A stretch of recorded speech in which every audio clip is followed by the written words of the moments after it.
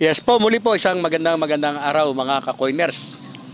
Pasensya na nga po at hindi pa rin po tayo nakakapag-upload hanggang ngayon ng mga coins dahil naubusan na po tayo ng eco-content mga ka-coiners. So ang nakita po ninyo, yan po ay isang leak na hindi po matukoy kung saan nanggagaling dahil napakarami po ng nilalabasan ng tubig. Kaya gumamit na po tayo o ginamit na po natin yung gadget natin, leak detection gadget, para matukoy po natin saan ba nanggagaling yung leak at kapag nagbasag po tayo ay hindi po tayo maraming babasagin. So inihingi ko po ang inyong pangunawa na sana po ay panoorin po ng buo ang video ito para makita naman po ninyo ang galing ng gadget na ito, pati na rin po ang kung paano po namin inaayos yung mga nasisirang linya ng tubig. So ayan po at tinututukan natin kasi naririnig maririnig po natin sa gadget na yan at matutukoy kung saan nga po talaga ang leak. So ayan po, parang yan. Sa portion po na yan kita natin o narinig natin na may malakas na tunog at yun po ay ayun nga po at babasagin na ang ating mga kasama. Siyempre po dahil gadget nga lang yan at dahil po sa tagal natin o yung experience natin ay hindi pa rin po tayo nakakatiyak kung dyan nga po talaga ang leak. Pero malaki po yung tiwala ko sa sarili ko, based on my experience ay dyan po talaga. So ayan po at trabaho na po ng mga kasama natin. Bubukal naman po yung tubig dyan. Wala labas yung tubig kung talagang dyan po yung leak.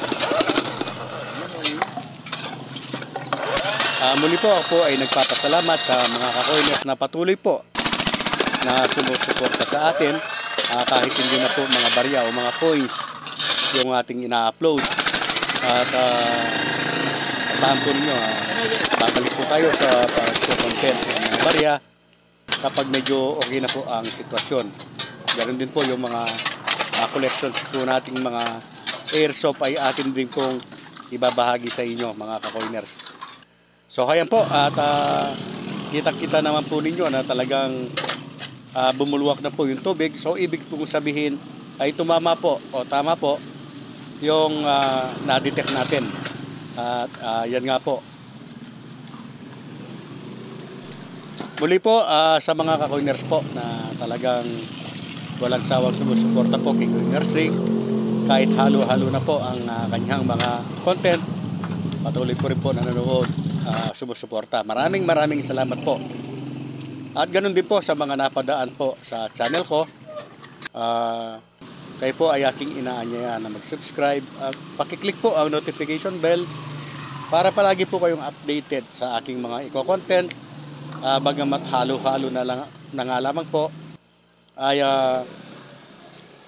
ginagawa ko po ng paraan para may matutunan kayo at malibang o masiyahan ng kahit paano po lamang. So ayan nga po at nakita na nga natin o nandyan na po yung leak.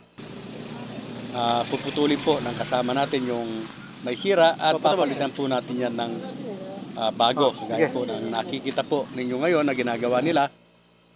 Yan po yung ating idudugtong o ipapalit po doon sa tubo o PE po na nasira.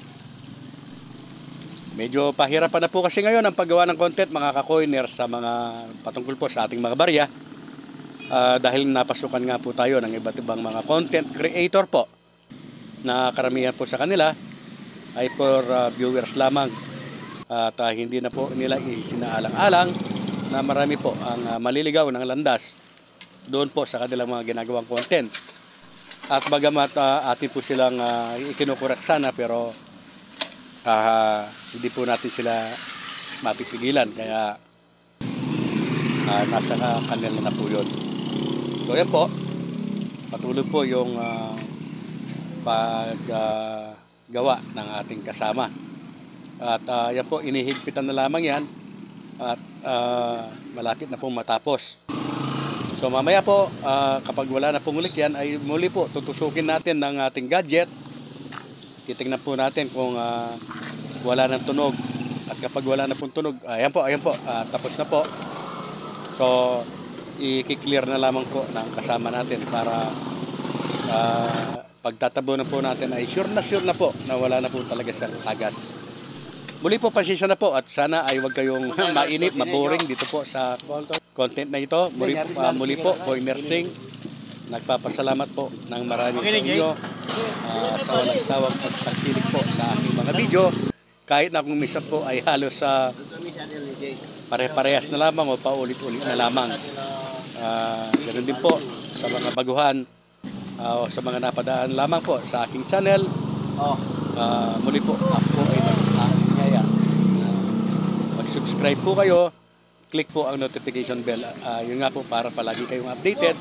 At asahan po rin nyo na sa mga susunod po na mga araw ay pagagandahin po